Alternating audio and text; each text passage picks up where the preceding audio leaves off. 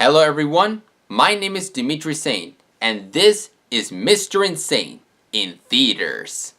In this specific series, I'm going to take a look at the movies that are still in theaters, so I will avoid spoilers until the very end of the video if it is necessary.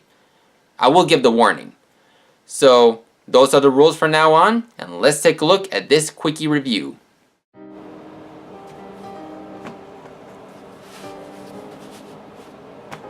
Today's movie is the new installment for this dino action adventure franchise, which is Jurassic World: Fallen Kingdom.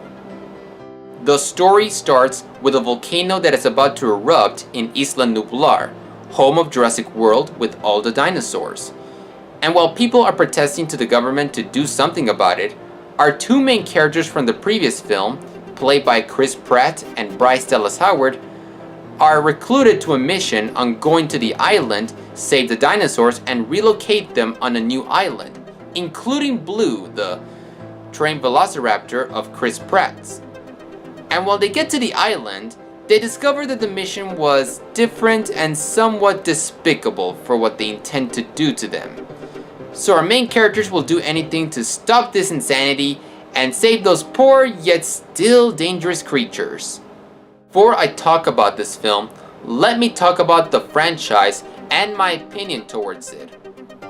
The original was revolutionized, with such memorable characters, quotable dialogues, that kick-ass score from John Williams, and of course, those astounding visual effects that even when you rewatch the film, it still doesn't get old and it still gets emotional. It's one of my favorites of Steven Spielberg's works. Which after that film, the rest of the sequels just felt pale and not nearly in the same level of the original.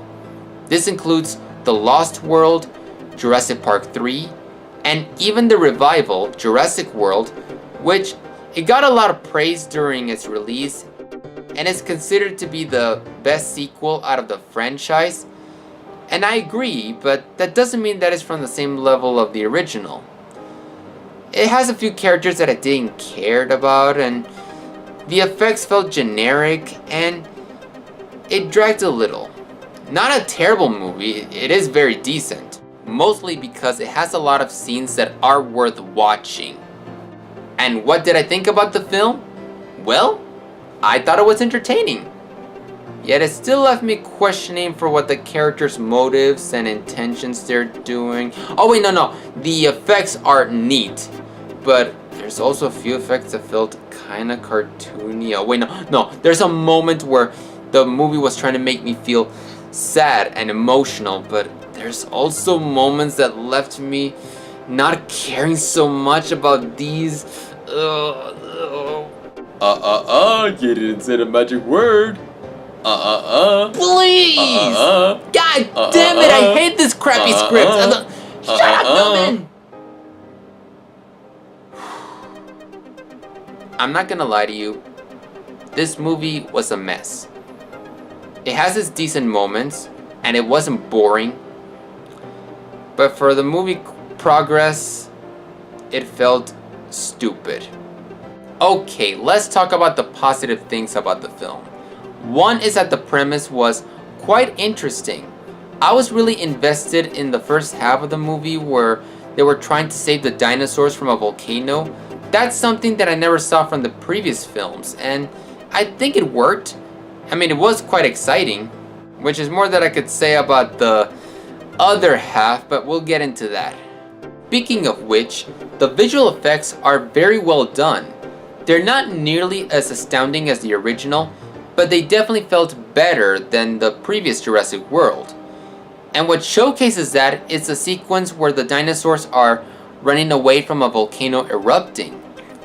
And I think that is where you can see where the filmmakers put more effort on the imagery. When it comes to the characters, the only ones that I mostly cared about in this film were Chris Pratt, Bryce Dallas Howard, and Blue, and the rest of the dinosaurs. So basically the characters that are reprising their roles from the previous film. But I will say that the best chemistry that this film has to offer is in between Chris Pratt and blue.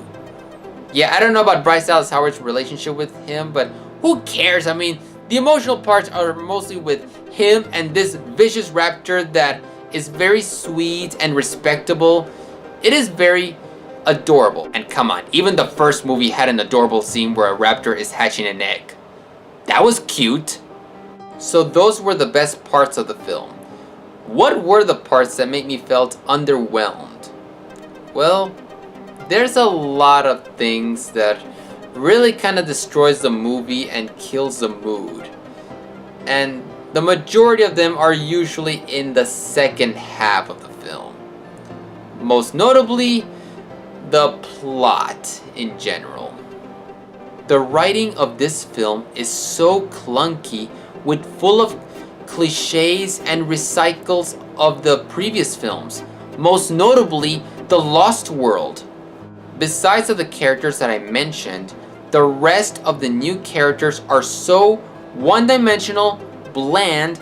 They're basically playing tropes or characteristics from other movies, and even in the franchise nonetheless.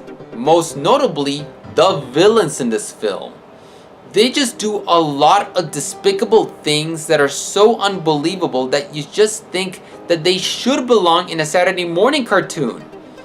Look, I know that the human villains from the previous films weren't that great. I mean, the dinosaurs are still the better antagonists. But at least in those films, they had to deal with one guy with each of them. In here, they had to deal with more than one. They don't feel very subtle, and they're so obvious that they're going to turn out to be the villains. Even though we have Chris Pratt and Bryce Dallas Howard reprising their roles, but they also come in with their own set of nerd sidekicks. I mean, okay, we have this chick who's they're actually helping out the dinosaur's health, which she's okay. But then we have this other guy who's this nervous hacker that it just goes out there saying, "Are the dinosaurs coming? Oh my god, I should not have come." Ah! He's not Shia LaBeouf Transformers bad, or not even Josh Gad's Pixels bad, but he did get me on my nerves a little bit. We also have this little girl who supposed to be the granddaughter of this old guy who was John Hammond's former partner. And while her acting isn't terrible, the writing doesn't do her any favors.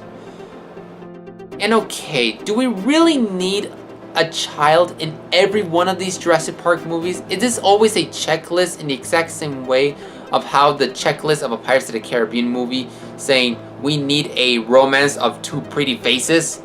Have you ever remembered that when you were young, the only reason that you watch a Jurassic Park movie is because of the dinosaurs?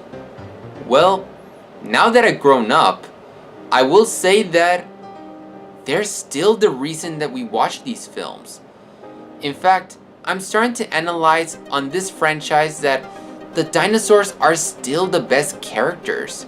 They have more characteristics, they're smart, and they even bring some emotion coming out of me. Which is more that I could say about the human characters in these films, which comes out of being dull and one-dimensional. The only reason why the original film is still the best is because it's the only film that I cared for both the dinosaurs and the humans. But after that film, all the new characters are just bland, not interesting, or just plain a trope. Even the original characters that are reprising their roles fell into this trend of being idiotic. Now that we're on the subject, let's talk about the characters that are reprising their roles from the original film.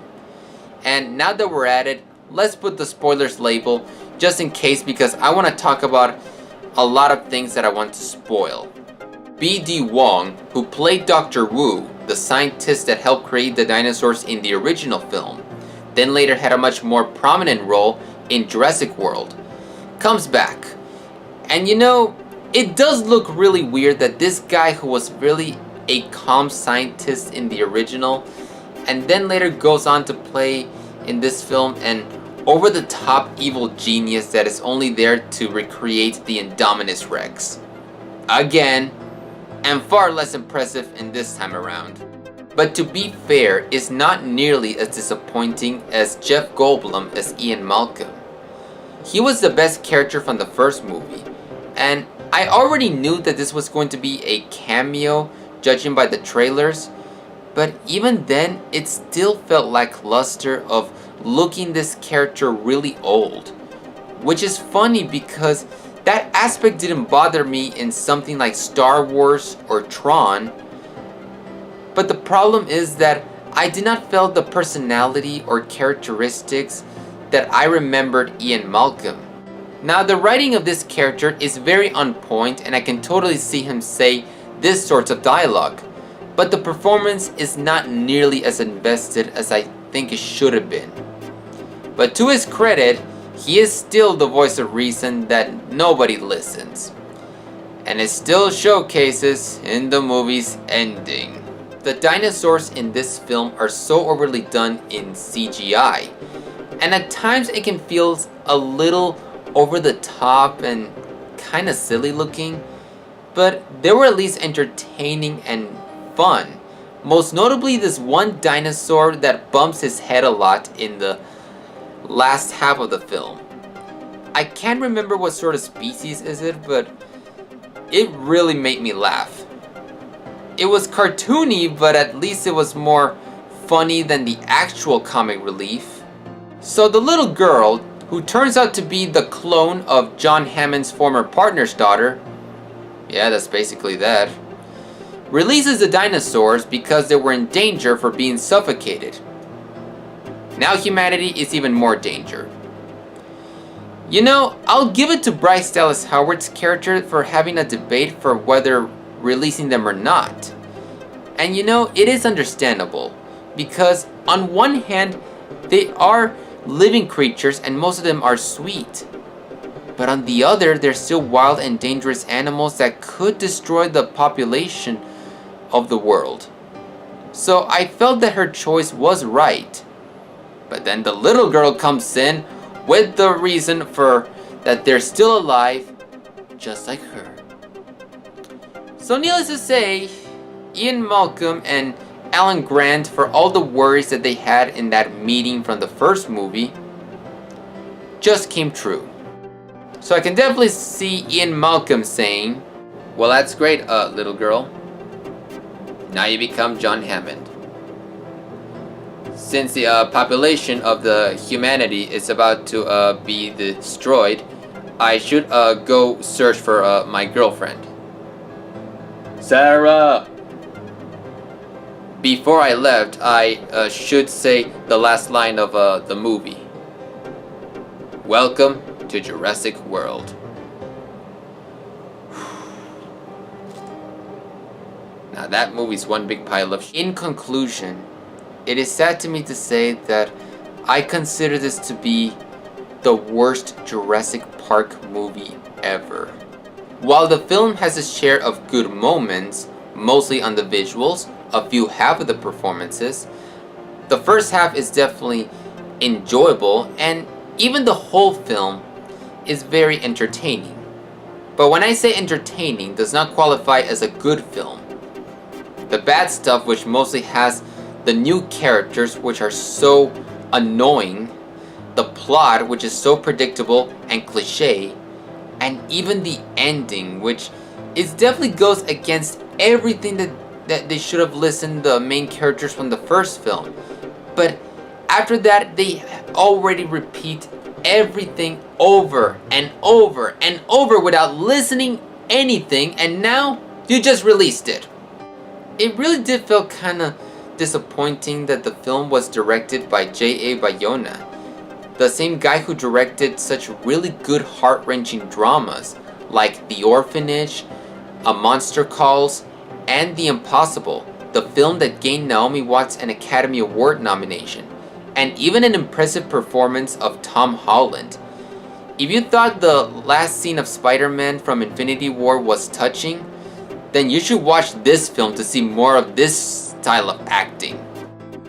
So as for what the next installment is planning to do, Well, we'll see how that's gonna go. But at least we have Colin Trevorrow back to direct. Yay? I don't want to be mean, but after watching his last directorial film and even get kicked out to direct Star Wars, now that he co-wrote this film, I'm not gonna feel very excited for this filmmaker. So, yeah, this film was entertainingly bad, and that's all I have to say, and I'll see you into the next review. See you later.